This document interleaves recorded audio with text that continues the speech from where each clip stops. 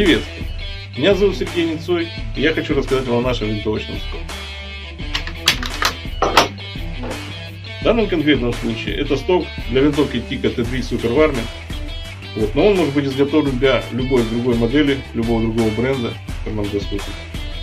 Сток может быть изготовлен в правом исполнении традиционно, в левом исполнении, в правом исполнении с левым затвором, в левом исполнении с правым затвором.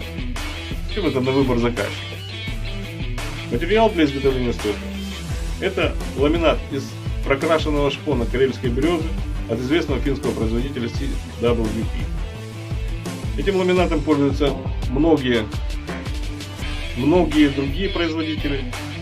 Теперь мы зашли в их число. Металлические детали винтовки изготовлены из нержавеющей стали и авиационных алюминиевых сплавов. Алюминиевые детали имеют твердое анодное покрытие.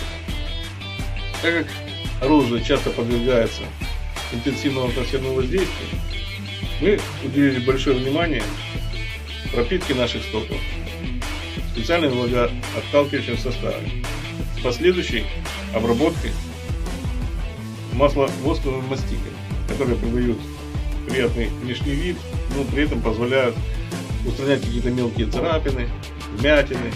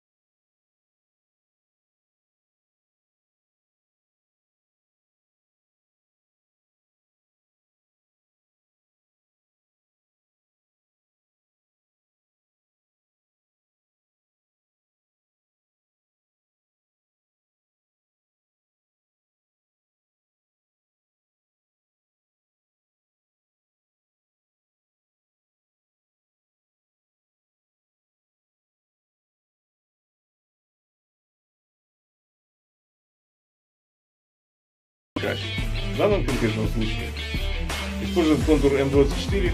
Он несколько великоват для этого ствола, но это обеспечит лучшую вентиляцию. Переходим к пистолетной рукоятке. Рукоятка выполнена для полного удобства хвата. Рукоятка имеет наклон немного в сторону, завернута внутрь, и соответственно наклон относительно ствола. По желанию заказчика наклон этот может быть выполнен на 5, 10 или 15 градусов. В данном случае наклон на 10 градусов, наиболее популярный. В нижней части рукоятки имеется вот такой вот упор для кисти руки.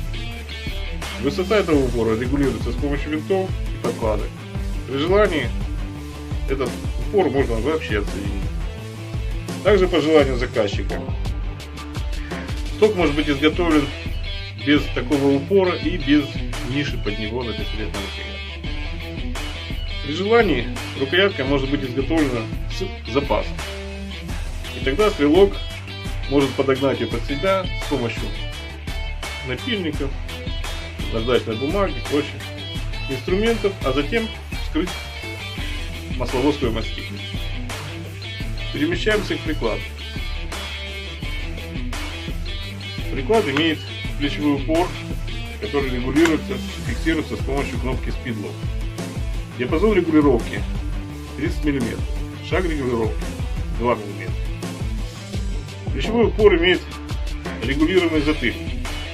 Затыльник изготовлен из эластичного материала, который не травмирует плечо стрелка в длительной стрельбе. Затыльник может регулироваться во всех направлениях: влево, вправо, вверх, вниз, и также поворачиваться вдоль оси. Для этого отпускаем две вот эти вот гайки, где-то на 2 мм, и двигаем затыльник в любом направлении.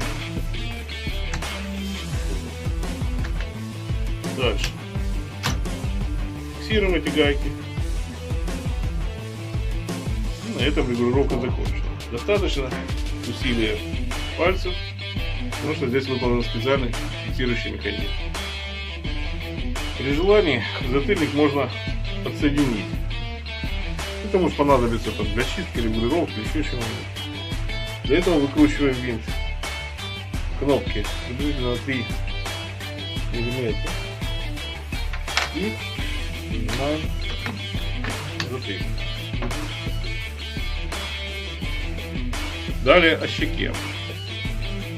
Щека имеет диапазон регулировки 25 мм шагом 2 мм. Так же как и затыльник, щека может быть снята с помощью шестигранного ключика. Это может быть нужно для удобной чистки винтовки, для того чтобы, если шомпол коротковат, для того чтобы не ударять рукояткой в щеку.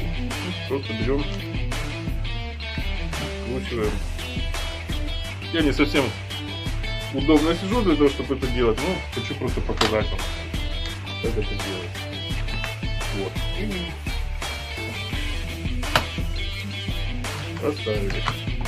Видим, как вы обратили внимание, кнопка остается на месте, никакие пружинки не вылетают, вам не придется искать их где-нибудь под столом.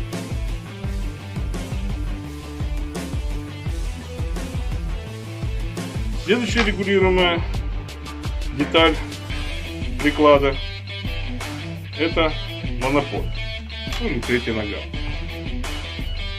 Так же как и щека и плечевой упор, монопод имеет кнопку Speed Lock, которая фиксирует и позволяет быстро выдвинуть ногу на нужную высоту. Далее мы используем это колесико, которое позволяет регулировать высоту ноги в пределах 3-5 угловых минут в зависимости от выноса сошек, то есть в зависимости от этого расстояния. Вот. В сложенном положении нога выглядит вот так. Ступня монопода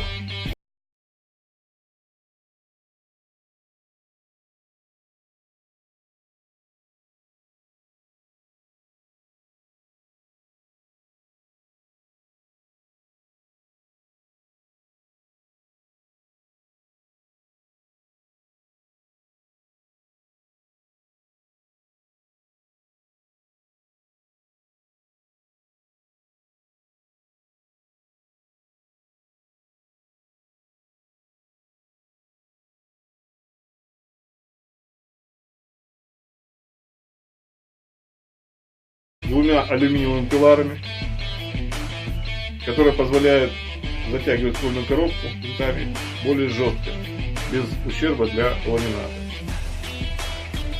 Вокруг пиларов выполнены обнижения, специальные обнижения для облегчения работы по бедингу. Эти обнижения имеют глубину порядка 2,5-3 мм. Вот, в них заливается эпоксидный состав. Таким образом бединг выполняется более просто, не нужно будет скоблить. Сами обнижения имеют рифленую поверхность для улучшения адгезии эпоксидного состава. Эти обнижения выполняются по умолчанию, но по желанию заказчика они могут не делать.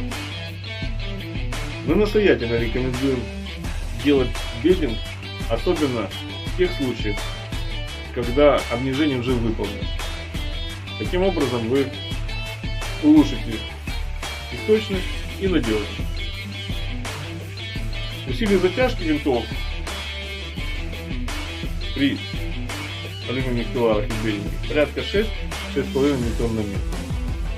Вот в принципе все, что я хотел вам рассказать о наших стоках. Приобретайте, стреляйте, получайте удовольствие.